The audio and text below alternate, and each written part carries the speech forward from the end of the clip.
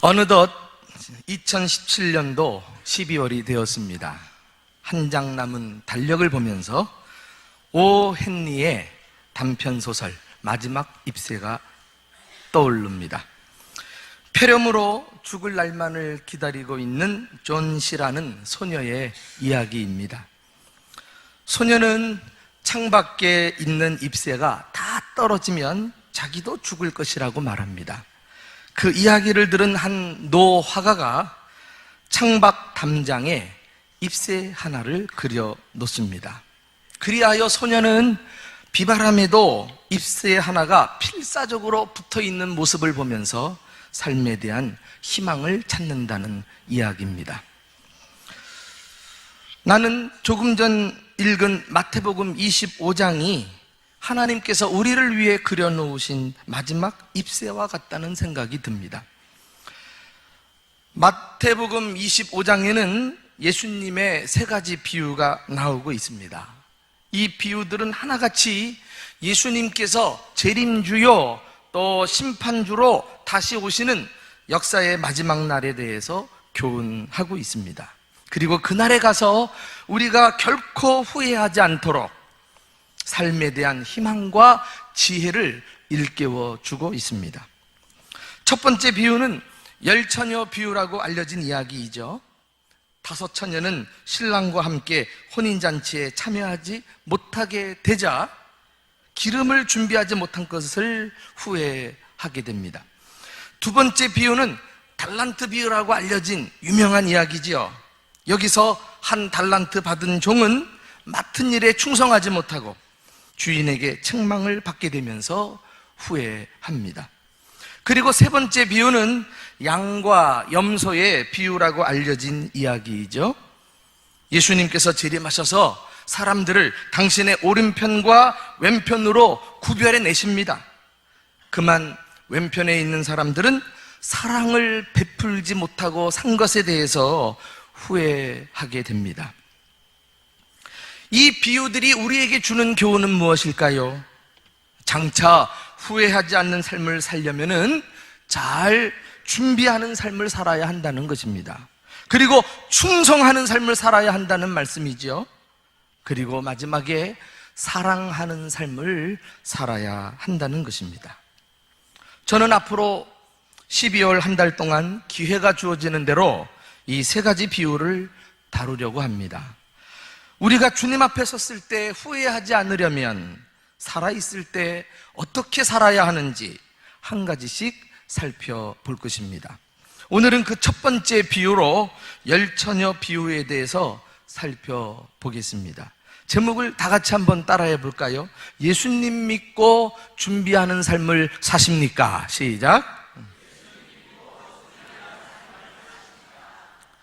신랑이 오는 길목에서 10명의 처녀들이 밖에 나가 기다립니다.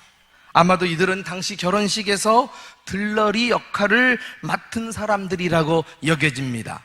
그들은 혼인잔치에 참여를 한 것을 넘어서서 중요한 역할을 하게 될 사람들이었죠. 그런데 어떤 이유에서인지 신랑이 더디 오는 것입니다. 10명 모두 손에는 등을 들고 어두운 밤중까지 신랑을 기다리다가 그만 깊은 잠에 떨어지고 말았습니다. 그때 신랑이 나타납니다. 황급히 일어난 처녀들은 등을 들고 신랑을 맞이해요.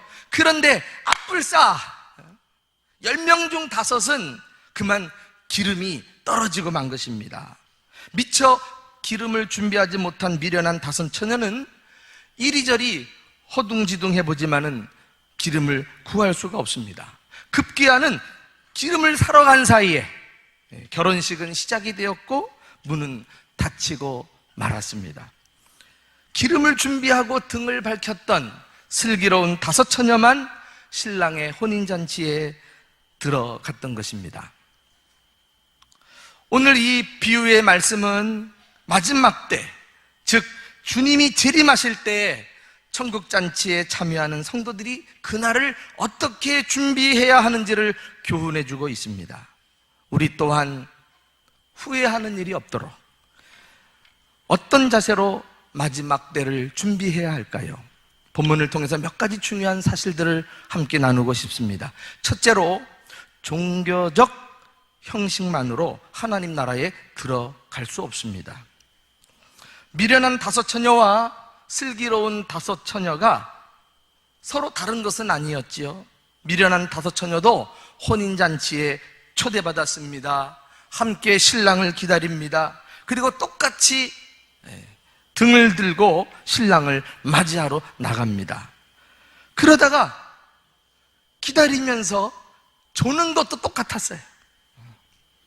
결정적인 차이점이 무엇입니까? 한 가지가 있는데, 슬기로운 다섯 처녀는 기름을 준비했지만은 미련한 다섯 처녀는 준비하지 못했다는 데 있습니다. 자, 이와 관련해서 그 해당되는 본문을 함께 좀 눈으로 확인해 보실까요? 3절 4절입니다. 다 같이 읽습니다. 시작. 미련한 자들은 등을 가지되 기름을 가지지 아니하고, 슬기 있는 자들은 그릇에 기름을 담아 등과 함께 가져갔더니. 이 말씀으로 충분히 우리가 상상해 볼 수 있는 것은, 아마도 나갈 때는 등을 들고 그 등에 기름이 있는 것을 보고 갔던 것 같아요. 그런데 정작 신랑이 나타났을 때는 기름이 다 떨어져 버려가지고 그 어두운 밤을 밝히지 못하고 신랑을 놓쳐버린 것이 아닙니까? 여기 등이라는 단어가 나오는데, 등이 무엇을 의미할까요? 이것은 외적인 형식을 나타냅니다. 우리 모두는 교회에 나와서 지금 예배를 드리죠. 또 봉사도 할 것입니다. 헌금도 드립니다. 우리는 각종 직분도 가지고 있습니다. 심지어 세례까지 받았죠.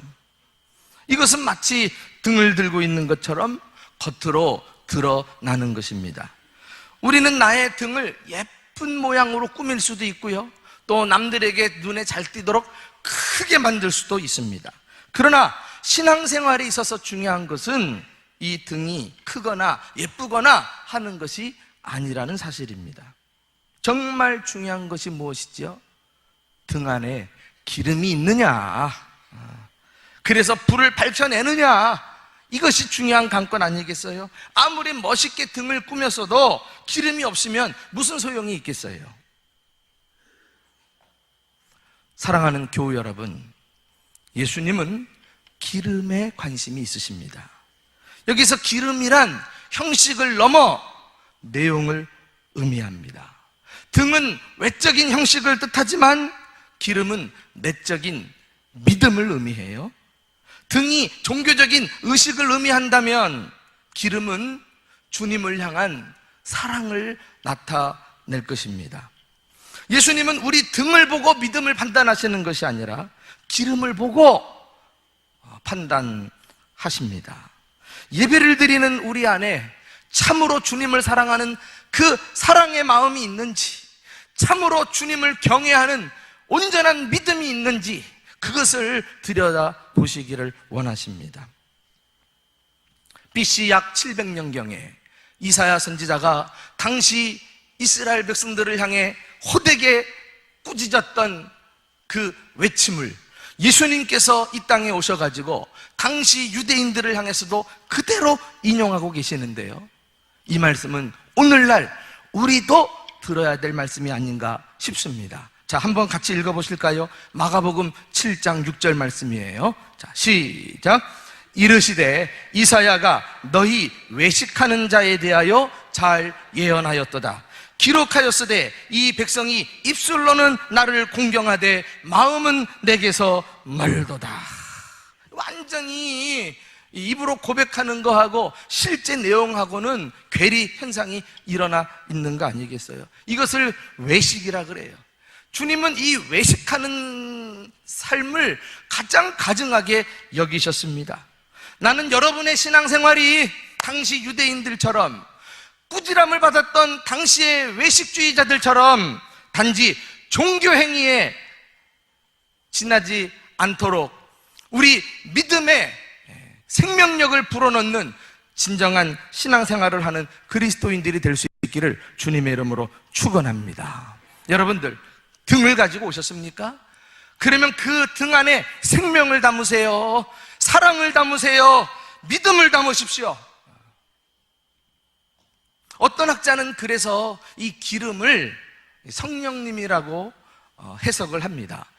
왜냐하면 성경에 기름을 성령님으로 비유한 이런 일들이 많이 나오거든요. 저도 동의를 하는데요. 성령님은 우리가 잘 아는 대로 죄인을 거듭나게 하시는 분이시고, 또 주님을 사랑하는 마음을 부어주시고, 하나님의 말씀을 온전히 신뢰하여 순종할 수 있도록 능력과 믿음을 주시는 분이기 때문에 우리 믿음이 그냥 단지 거칠애나 어떤 외식으로 치우치지 않도록 도와주시는 분이십니다. 여기 미련한 처녀가 나오는데 이들이 기름은 가지지 않았다는 것은 무엇을 의미할까요? 한마디로 경건의 모양은 있는데 경건의 능력이 없는 사람들을 말해요. 성령 충만하지 않는 성도의 상태를 말합니다. 이들은 처음에 아마 뜨거운 열심이 있었을지 몰라요. 그런데 점차 시간이 흐르면서 마치 기름이 부족한 다섯 처녀와 같이 신앙의 불꽃이 점점 꺼져가고, 그런 상태로는 주님을 맞이할 수 없다는 것입니다. 그런데 슬기로운 다섯 처녀는 어떤 사람들이죠? 잘 준비하는 사람들이에요. 내 방법, 내 뜻대로 사는 것이 아니라 언제나 성령 충만해서 성령의 지배를 받고 성령의 인도를 받는 사람들입니다. 그래서 주님을 향한 사랑도 헌신도 그 열정도 식지 않고 더욱더 내 속에서 달아올라요. 이런 성도가 주님을 맞이할 수 있는 그런 믿음의 사람이라고 할 수 있습니다. 여러분, 새해를, 한 해를 다 보내고 중요한 연말에 우리가 이르렀습니다. 그냥 그대로 분주하게 지나갈 수 없습니다. 잠시 멈춰서서 우리 신앙을 점검해 봐야 하지 않을까요? 진정한 신앙생활은 내 힘으로 하는 것 아니에요. 오직 성령의 능력으로만 할 수 있습니다. 내 힘으로 하다가 기름 다 빠져나가고 내가 예수 잘 믿는 줄 착각하면서 후회하는 일이 없도록 우리는 매 순간 성령의 충만한 은혜를 구하고 그 능력을 힘입어 사는 저와 여러분이 되시기를 주님의 이름으로 축원합니다. 두 번째로 하나님 나라에 들어가는 것은 누구도 대신할 수 없다는 사실을 명심하십시오. 밤중에 신랑이 도착했다는 전가를 듣게 되지요. 10명의 처녀들이 각자 자신의 등을 챙기고 신랑을 맞으러 갑니다. 그러나 미련한 다섯 처녀는 그제서야 자기 등에 기름이 없음을 깨닫게 되죠. 그야말로 눈앞이 캄캄했을 거예요. 당황한 다섯 처녀가 이 위기를 모면하기 위해서 취한 행동은 무엇입니까? 자, 우리 한번 본문 8절, 9절을 한번 좀 읽어보실까요? 자, 시작. 미련한 자들이 슬기 있는 자들에게 이르되 우리 등불이 꺼져가니 너희 기름을 좀 나눠달라 하거늘 슬기 있는 자들이 대답하여 이르되 우리와 너희가 쓰기에 다 부족할까 하노니 차라리 파는 자들에게 가서 너희 쓸 것을 사라 하니. 슬기로운 다섯 처녀에게 기름을 나누어 달라고 요청합니다. 안타깝지만은 거절을 당해요. 아마도 이들은 쉽게 빌릴 수 있을 것이라고 착각을 했던 것 같아요. 우리는 언뜻 보면은요, 야, 이 슬기로운 처녀가 대단히 이기적이다 생각이 들지만은요, 기름을 함부로 빌려주었다가 자신들도 자칫 잘못하면 혼인잔치에 들어가지 못하기 때문에 빌려줄 수 없는 겁니다. 왜 예수님은 굳이 이렇게 이기적인 오해를 받을 것을 아시면서도 이 부분을 이야기 속에 포함시키셨을까요? 이 비유를 통해서 하나님 나라에 들어가는 자격은 결코 그 누구도 대신할 수 없다, 이 사실을 강조하는 것이 아닐까요? 오직 자기 믿음 가지고 천국 가는 거예요. 우리가 일상생활에서는 불을 밝히거나 음식을 만들 때 기름이 필요하면 얼마든지 나누어 줄 수 있습니다. 그러나 신앙생활은 그렇지 않아요. 천국에서는 부모의 믿음이 자녀들에게 전가되지 않습니다. 아내의 믿음이 남편에게 전가되지 않고요, 반대로 남편의 믿음 또한 아내에게 전가되지 않아요. 모든 사람은 각자의 등과 기름을 스스로 준비해야 하는 것입니다. 전도하다 보면 꼭 이런 사람 만나죠. 예수 믿으세요. 예수 믿어야 구원받아요. 그러면 네, 제 아내가 교회 열심히 다닙니다. 제 아이들이 교회 잘 다니고 있습니다. 심지어 어떤 사람은 저희 부모님이 교회 장로님, 권사님이십니다. 그래서 어쨌다고? 그렇게 말하는 속내가 무엇일까요? 나는 믿지 않지만 가족들이 믿으니까 어떻게 되겠지요? 이런 심사 아닐까요? 그래서 아내가 천국 갈 때 치맛자락 꼭 붙들고 자기도 갈 거라고 착각하는 거예요. 넌센스. 이들은 나중에 가서 기름 빌려달라고 하다가 후회할 사람들입니다. 하나님께서도 이 점을 분명하게 못을 박았어요. 자, 구약에 벌써 어떤 말씀이 나오냐면은 에스겔서 14장 20절에 하나님의 음성을 직접 들어보실까요? 다 같이 읽어봅니다. 자, 시작. 비록 노아, 다니엘, 욥이 거기 있을지라도 나의 삶을 두고 맹세하노니 그들도 자녀는 건지지 못하고 자기의 공의로 자기의 생명만 건지리라. 주 여호와의 말씀이니라. 여러분, 노아, 다니엘, 욥 어떤 사람들입니까? 위대한 믿음의 선배들 아니에요? 그럴지라도 그들은 자기 부모나 자기 자식을 구원하지 못하고 오직 자기 믿음으로 주님이 덧입혀 주신 주님의 의로 자기만 구원받는 거예요. 안타깝게도 얼마나 많은 사람들이 자기 부모나 자식의 신앙에 기대 가지고 구원받는다고 착각하며 사는지. 그러나 구원은 너무나 값지고 귀한 것이기 때문에 자기 믿음으로 얻는 것이지 다른 사람 믿음 가지고 얻을 수 있는 것은 결코 아닌 것입니다. 그래서 저 유명한 무디 목사님은 이런 말을 한 적이 있어요. 하나님에게는 자녀만 있지 손자는 없다 그랬어요. 무슨 말씀인지 의미가 확 와닿지요. 어떤 꼬맹이가 자기 아버지에게 물어봤어요. 아빠, 왜 교회 가면 저보다 하나님 보고서 아버지 그래요? 아버지가 알려줍니다. 얘야, 우리가 예수님 믿으면 하나님을 아버지라 모시는 한 가족이 되는 거야. 우리 모두는 형제 자매란다. 이 말이 끝나자마자 아들 녀석이 그래요? 형님 이러더라는 거예요. 맘먹을라 그래. 여러분, 주님께는 자녀만 있어요. 자녀만. 우리 모든 대전중부교회 성도들 한 사람 한 사람이 성령 충만함으로 알차고 진실된 신앙생활을 통해서 주님 다시 오실 때 담대하게 천국에 입성하는 귀한 은혜가 있으시기를 주님의 이름으로 축원합니다. 마지막으로 하나님 나라에 들어갈 기회는 다시 얻을 수 없다는 거예요. 그리하여 오늘 비유는 다음과 같이 결론을 맺습니다. 우리 한번 11절, 13절까지 마지막 부분을 읽어보실까요? 시작. 그 후에 남은 처녀들이 와서 이르되 주여 주여 우리에게 열어주소서. 대답하여 이르되 진실로 너희에게 이르노니 내가 너희를 알지 못하노라 하였느니라. 그런즉 깨어있으라. 너희는 그날과 그때를 알지 못하느니라.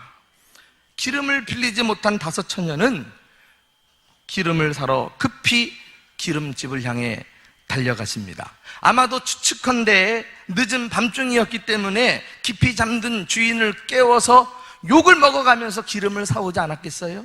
그리고는 다시 혼인잔치가 열리는 쪽으로 열심히 뛰었을 것입니다. 그러나 안타깝게도 도착하고 보니까 혼인잔치집이 딱 닫혀버리고요, 들어갈 수가 없어요. 천국의 문이 닫힌 것입니다. 문 좀 열어주세요. 문 좀 열어주세요. 우리는 이 미련한 5 처녀들의 외침에서 안타까움을 느껴요. 그때 돌아오는 대답이 무엇이었습니까? 내가 너희를 알지 못하노라. 단호한 거절이에요. 기름을 준비하지 않고 있다가 신랑으로부터 버림받았을 때 얼마나 후회했을까요? 등불도 없이 바깥 어두운 데서 얼마나 당황했을까요? 여러분, 기회는 이렇게 계속 주어지는 것이 결코 아닙니다. 한번 닫힌 문이 결코 열리지 않았던 것처럼 구원의 기회도 한번 닫히면 다시 열리지 않습니다. 이 미련한 다섯 처녀가 왜 미련해요? 기름을 살 수 있는 시간들이 얼마나 많았겠습니까? 그럼에도 불구하고 그 기회를 다 놓치고 말았던 것입니다. 그러므로 내가 아직 살아있을 동안에, 아직 마지막이 이르기 이전에 기름을 준비하고 진정한 신앙생활에 힘쓰는 성도들이 될 수 있기를 축복합니다. 우리 예수님께서도요, 이런 점을 일찌감치 자주 강조하셨어요. 대표적인 한 예로 요한복음 9장 4절과 5절 말씀을 함께 보실까요? 자, 시작. 때가 아직 낮임에 나를 보내신 이의 일을 우리가 하여야 하리라. 밤이 오리니 그때는 아무도 일할 수 없느니라. 내가 세상에 있는 동안에는 세상의 빛이니라. 여러분, 나를 보내신 이의 일, 다시 말해 하나님의 일이 무엇일까요? 도대체 바로 죄인이 예수님 믿고 구원받는 것 아니겠어요? 그래서 참으로 하나님을 사랑하고 하나님을 예배하며 먹든지 마시든지 무엇을 하든지 성령 충만해서 하나님의 영광을 위해 사는 것, 이게 하나님이 가장 우리에게 바라시는 일이 아니실까요? 간절히 요청하건대 미련한 다섯 처녀들처럼 기름 준비하는 일을 뒷전에 미루고 말이죠, 다른 세상적인 일로 분주하다가 기회를 놓치는 사람들이 이 가운데 한 사람도 없기를 주님의 이름으로 축원합니다. 오늘 이 비유는 기름 준비하는 거, 주님을 진실로 사랑하고 참으로 신앙생활하는 거, 이것이 급선무라는 사실을 우리에게 일깨워주고 있는 것입니다. 그 어떤 것으로도 순서를 바꿀 수 없어요. 참 감사한 것은 아직 신랑이 오지 않았다는 거예요. 예수님께서 여전히 이 세상의 빛으로 계십니다. 아직도 이 빛을 비추는 사람들마다 주님 앞에 나와 구원받을 수 있는 기회가 활짝 열려져 있습니다. 고린도후서 6장 2절에 보라 지금은 은혜 받을 만한 때요, 보라 지금은 구원의 날이로다. 이 말을 달리 해석하면 이때가 지나가면 이제 국물도 없다는 거예요. 더 이상 기회가 없다는 것입니다. 지금 오늘 내가 살아있는 동안에 기름을 준비해야 하겠습니다. 사실 이 비유의 말씀은 불신자들에게 빨리 예수 믿고 구원받아라, 이 메시지는 주는 말씀이 아니에요. 이것은 이미 구원받은 우리 그리스도인들에게 해당되는 말씀입니다.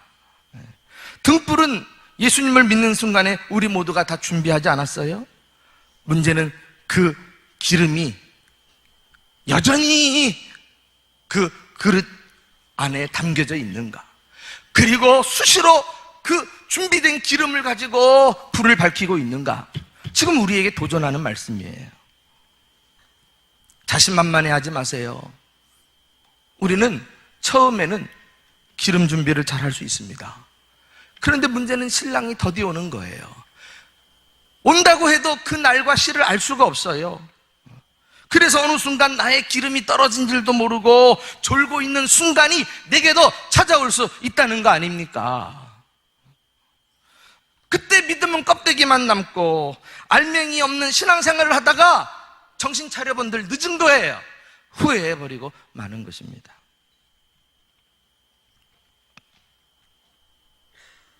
다시 한번 여러분에게 묻습니다.